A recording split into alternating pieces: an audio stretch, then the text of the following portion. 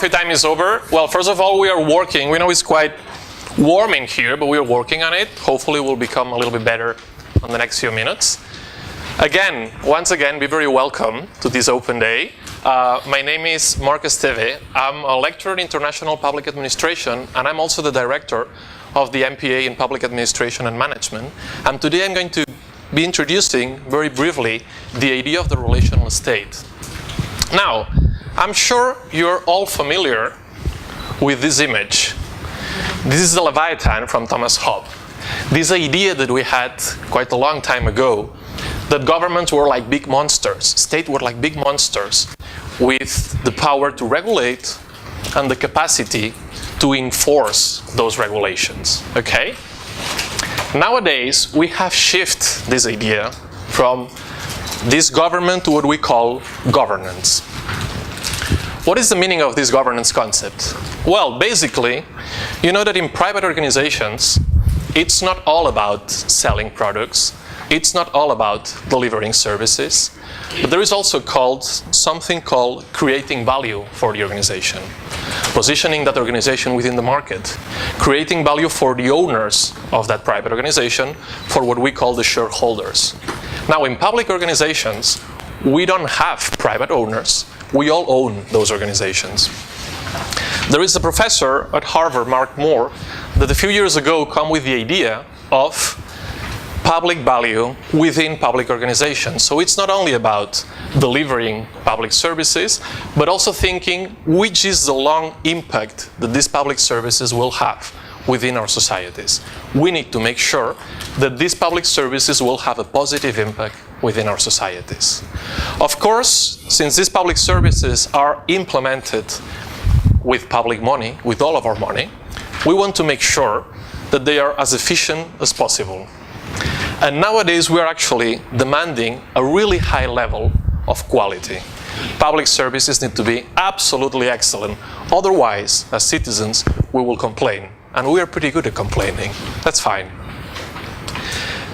Delivering this sort of objective is actually extremely complicated.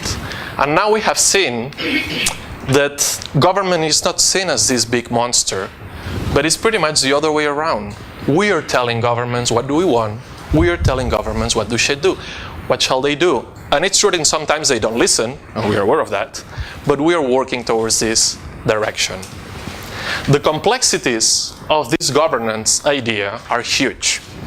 So are they that even the most basic ideas, for example, what's a public service? What should be a public service? And what shouldn't be a public service, sometimes are not that clear. Imagine, for example, where are you from? India. Now imagine that India goes to a really hard winter and everything is covered in snow. Everything covered in snow. Now you live in this beautiful house. You have this fantastic garden in front of you where you park your car. Now you have an amazing local government, and they have been very kind, and they have cleaned the main streets. So you don't have snow on the main streets. But you still have snow on those 3, 4, 5 meters that separate your car from the main street. Who is responsible to clean that? Should local governments also clean that garden? Or it will be up to you? What do you think? It should be something public or private? That's a very good question. You can get help if anyone wants to help. Okay. You think it's public? Who thinks it's a private thing? That's quite a lot. That's quite a lot. You think it's private, right? Yeah. Why? It's not part of your property. Because it's your property. Yeah. Fair enough. Responsibility to do with it. Yeah. Let me ask you then another question. Who is the owner of your heart? Probably you. Well, I mean, I don't want to get too romantic here, but probably you, right? And yet, if you now have a heart attack, fingers crossed, but if you had a heart attack, you will expect to live in a state with a government that will have a fantastic public hospital that will treat you. Right? So it's not that easy to say, well, this is private, so it's my thing. This is public, so it's, all of our thing, It's quite difficult sometimes to draw this line. So difficult that in different countries, public services are different. so difficult, and in different countries, if we're looking at health, depending on the disease that you have, public sector will not cover that disease. Because maybe there is too few people with that. Maybe it's too expensive. And different governments draw the line at different points. So the whole thing is pretty complex and it's pretty tricky. What do we ask to our governments? Well, we've been asking quite a lot of things. We ask them to have an amazing health service in case that we need it. We also ask them to have things like taking care of all elderly people. We also ask them to have fantastic cities, very well interconnected, so we can just all move around. We ask them to have education, of course, one of the key things, at all different levels, from the very basic until postgraduate education, and of really high quality. We ask them to have security, we want to feel safe. We ask them fantastic infrastructure projects. You can come, I'm from Catalonia, which is a country near Spain, and we have a fantastic line, you'll see it soon. We'll have a fantastic line of trains that no one uses, but we have them at least, okay? We also have a fantastic set of airports that also no one uses, but we have them if you ever wonder. We also have a fantastic judicial system, well, not in Catalonia or Spain, but in other countries. We even have fantastic and really clean streets. All of these things are things that we ask to our government. And we ask and ask and ask, but you know what? We don't want to pay more taxes to cover these things. Here is when we say, well, wait a second, no. I'm already paying a lot of money. I'm already paying my good money. I don't want to pay more. You guys do it better. You should be doing a better job. Well, that's partially true. Nowadays, governments are facing a real tension because they need to deliver good public services, but they don't have as much resources as they would like. As a result, there are several models to try to explain what's going on right now. I particularly like this one from Xavier Mendoza and Alfred Bernays, which is a few years old, and they call it the relational state. What's the main idea here? The main idea is that public services should not only be the business of government. They should be designed and delivered and sometimes managed in collaboration with private organizations and with NGOs. And I think there is someone missing here. Citizens. We are also missing here. We should be able to be co-responsible of the design, management, implementation of public services. How is that done? Which are the roles that each of these actors should have within this relational state? First of all, this is a public service. So governments should act as leaders of these collaborations. They should be the one monitoring and making sure that the public service is of high quality, is delivered efficiently, and is at the end, what in the UK we like to say, with high value for money. Citizens are not only users. They need to be also entrepreneurs, and they need to be made co-responsible of that particular service. They need to organize themselves, and they need to be able to explain to their governments at the different level, local, regional, national, even at the international level, which are their needs. How can we be implementing this public service better?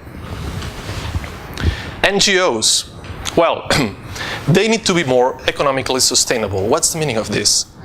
Roughly, there are two main types of NGOs. Those that will be delivering a public service or any type of service via donations and volunteers. And those that actually will be economically sustainable, meaning that they will be selling a product, providing a service, and they get paid for that by the users of that product or the users of that service. My colleague Colin was explaining the case of the toilet paper. I was going to use a case of coffee, fair coffee trade. It's a good coffee, the quality of the coffee is good, but you buy it because on top of the quality of the coffee, you know that they are producing it in an ethical way. And we like that. But it's not that we are giving our money for free, no, we get the coffee. This is the type of NGOs that we will be seeing more and more. And finally, private organizations. They need to be what we call socially responsible. And Colin also has touched a little bit on this, explaining corporate social responsibility. There is an author that I like a lot Professor Freeman, and he basically explains that for many private organizations, the main objective is not always to make money. In a similar way that for humans, our main objective is not to create blood. We need blood to live, but we were not going to spend our whole life thinking about how much blood I'm going to create this week. How much blood do I need this year? Okay? We need it to live, but it's not our main objective. Most private organizations, they do need money to live, we're not going to lie. They do need the money, but it doesn't have to be their main objective. They need to realize the impact that they can have towards the society. And they need to realize the huge market that we have delivering public services. If we cannot convince them from this social side, from this ethical side, we will convince them when we explain the numbers of this market. It's a huge market, and private organizations like huge markets. Okay? Now, which are the difference between these two main mindsets? The welfare state, the one that we all know, and the relational state, the one that hopefully we will be, and in some countries I believe that we already are. In the welfare state, we saw a very clear split between public and private organizations. It was very easy to say, this organization is public, this one is private. Now, most of these organizations are actually collaborations between these sectors, and it's not that clear anymore what they are. Also, the idea of the state in the welfare state was a very paternalistic one. The state was telling the citizens what to do, and how to do it, and how they could do it. Nowadays, actually, the idea is that we need to focus on the social needs. We need to make this society better, and I want to believe that we can make it. We used to have a very strong preference for what we call monopolistic provision of public services. We need public education, fantastic. Then we will build a public school, and we will put public servants, public teachers on it. Now the idea is that we need to introduce competition. We need public schools, yes. Does that mean that the school needs to be public? Well, let's discuss that. Maybe we don't need that. We need to keep the control. We need to make sure that there is a good quality, but maybe we can find other ways, better ways, of making sure that we have a good public service. Because at the end, this is the objective that we have. And finally, governing used to be seen as a spending, collecting resources, collecting money, spending that money. Now the idea of governing means actually trying to mobilize these different actors and the resources of these different actors to try to achieve better value for money. What do we see now? We do not privatize. I'm not here to claim that we need to privatize, promise. What we need to do is to partner. Partner with other public organizations, partner with other private organizations, private with NGOs, partner with citizens and groups of citizens. What we will see now is a high level of decentralizations. We will also see a high consultation with social groups, especially in countries like the UK, very high. It will become more difficult than ever to distinguish between public and private. And if you want, this night when you're at home, you can try to make an exercise and try to see if UCL is a public or a private organization, because I promise the answer is not that clear. It's still very much performance-centered, but we understand performance in a different way. We are now able to differentiate between what we call outputs and what we call outcomes. Outputs are short-term objectives. I want to improve education. Let's see how many students can I host in this school.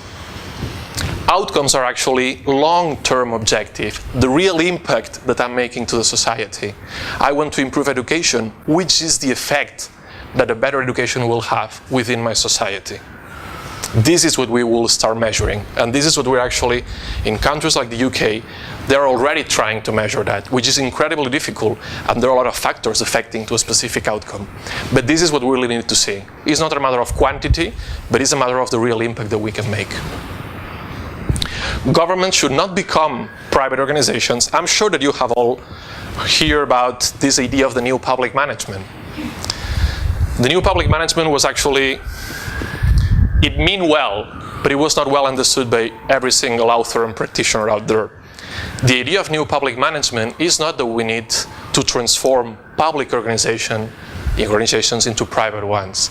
The idea of new public management is that we need to be able to export management practices, best management practices from private organizations, and implement them in public organizations. Why?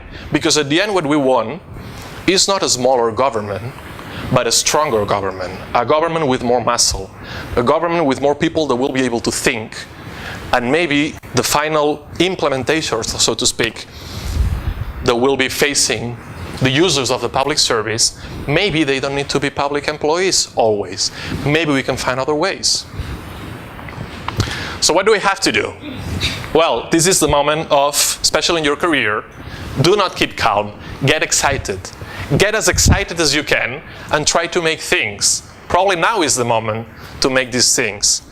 And I was going to try to convince you about the importance of governments, the importance of the public sector in most of the countries that we live in. For you to have an idea, let me show you. I don't have much money, but I still have 10 pounds. Do you know, out of these 10 pounds, how much money is spent by governments? What do you guess? Anyone? You'll be surprised, actually. Half of this, in most OECD countries, is directly spent by governments. Have a look at this. This is data from 2014. Here is the United Kingdom, the percentage of GDP expenditure, and you will see that we are approximately at the 50%. The funny thing is, not only are we spending half of the money that we create, but on the other half, as Colin has explained, we are able to regulate. If you guys want to change society somehow, you really need to make sure that government are involved, because they are the ones holding the power. The power that they have is amazing. And because of that, I'm just going to show you my last slide, which I really believe in. I think that just right now and in the near future, we will be needing people like you. We will be needing people taking responsibility positions either at public, private, NGOs, or within the society, and leading all of us to actually a better society. Okay? Well, thank you.